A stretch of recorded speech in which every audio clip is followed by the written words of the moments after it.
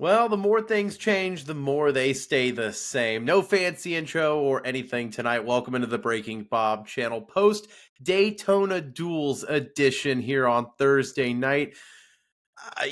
Before I get into popping a blood vessel about NASCAR's officiating, go ahead and make sure you're subscribed to the channel. I cover NASCAR on a daily basis here. So without further ado, though, let's jump right into it. Because first of all, I think Eric Jones is still sitting on the front stretch at Daytona, hoping they change the decision. But unfortunately for Eric Jones and the 43 team, originally he was declared the winner, we thought, on the Fox broadcast in dual race number 2.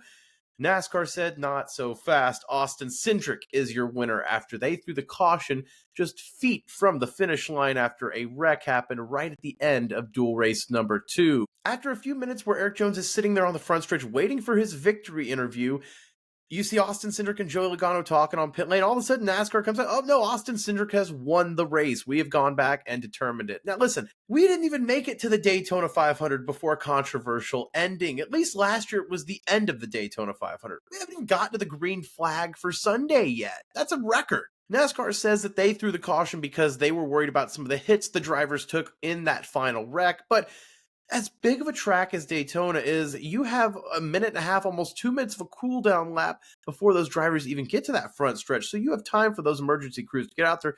I know I'm playing hindsight and it's easy to do, but it's just one of those things where I'm very frustrated that they were so quick to put their finger on that caution light, just like last year's finish. And that was for the end of the Daytona 500 last year, even bigger repercussions back then. But like I said, the more things change, the more they stay the same. Once again, a controversial ending as you see Austin Cindric somehow now in victory lane. He is already on the outside of row 1 for the 500 after a great qualifying effort on Wednesday night, and now he locks in a dual win on top of that.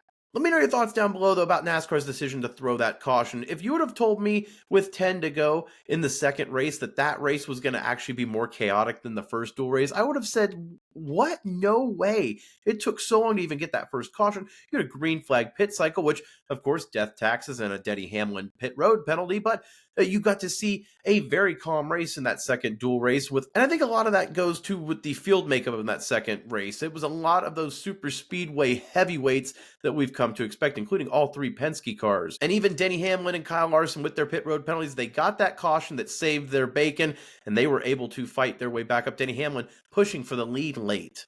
Regardless, though, duel number 2 ends with a controversial finish, but the main takeaway, what should have been, was Corey LaJoie racing his way in. Corey LaJoie mortgaged his future on this Stacking Pennies Rickware Racing open entry, doing a couple one-off races for the 51 instead of taking a full-time ride in a Truck Series or Xfinity seat next year. I meant this year. I'm still adjusting to the fact it's 2025. Give me a break. Anyway, big night for Corey LaJoie, proving a lot of people wrong, saying, oh, Rickware Racing, he's going to take a couple entries in that. Their super speedway program is not horrible. And LaJoie has proven to be a formidable drafting style racer, so this was a great opportunity for him to showcase his skills, and he showed up tonight when it mattered most. Okay, let's go all the way back, though, to dual race number 1. It feels like that was so long ago now, though, but a few hours ago, dual race number 1 took place as well. And even before that race started, it was chaotic, to say the least. Chase Elliott had a brake issue. His brakes were bleeding. He had to stay on pit road for a few pace laps, was able to get that fixed, get out on track. And it just felt like that race was clunky from start to finish. You had lap 2, Zane Smith tagged while bringing out the caution. And then the main incident was, I believe it was lap 14, a couple of open entry cars that affected Chandler Smith in that MBM 66, who rocketed his way up on pure speed to 3rd place in that race.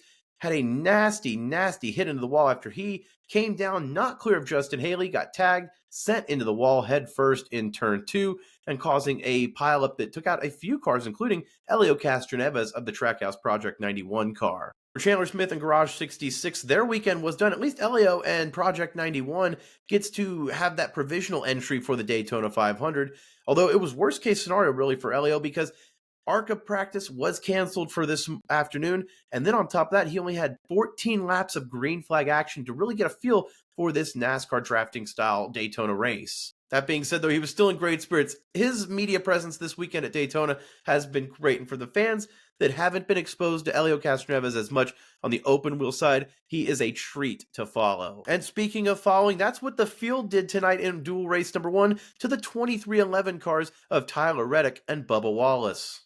Ultimately, Bubba Wallace was the one that found himself in victory lane, and this offseason's newest dad found himself hoisting his child into victory lane like Simba in The Lion King. It was a great scene, and you just felt like Bubba Wallace looked a lot more relaxed coming into Daytona this year.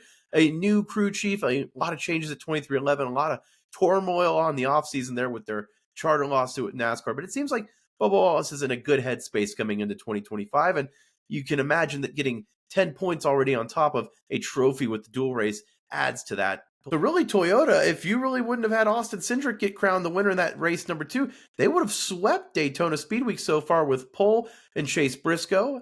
You would have had Bubba Wallace with dual race number 1 and Eric Jones dual race number 2 winners for Toyota. But instead, well, that caution came out just a little too early for Toyota, but still a very strong start to the weekend. But I don't think anyone's had as good of a weekend as Dale Jr. and Junior Motorsports. Now, even last night when they didn't qualify on speed in the Daytona 500, Junior was in good spirits, of course. He showed up at the hauler at 6 a.m. to unload on Wednesday. He was gearing up, ready to go. You could tell he was nervous. Even Justin Allgaier said, Dale came up to me before the race tonight and said, I don't want to get you nervous, but I'm really nervous tonight. Dale Jr. is usually level-headed, calm, cool as the other side of the pillow, but you could tell how much this meant to him. And for Justin Allgaier to be battling J.J. Yaley once the rest of the open cars really got disheveled, it was really just Justin Allgaier trying to make that outside third lane work, because otherwise it was just side by side, just racing down the line. There was no passing going on those last few laps until that third line got generated late.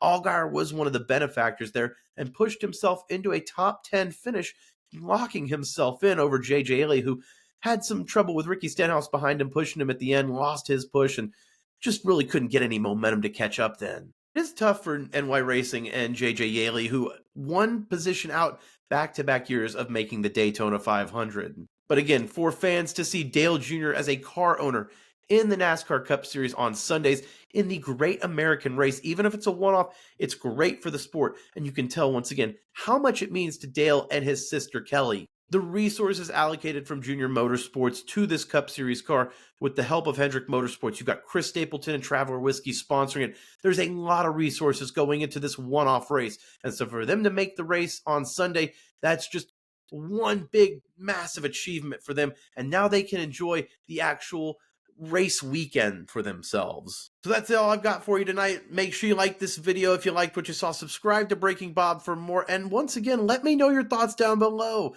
Bubba Wallace and Austin Cindric, with an asterisk by it, win your dual races, while Corey LaJoie and Justin Allgaier are your open entries alongside Martin Truex Jr. and Jimmy Johnson for the Great American Race on Sunday.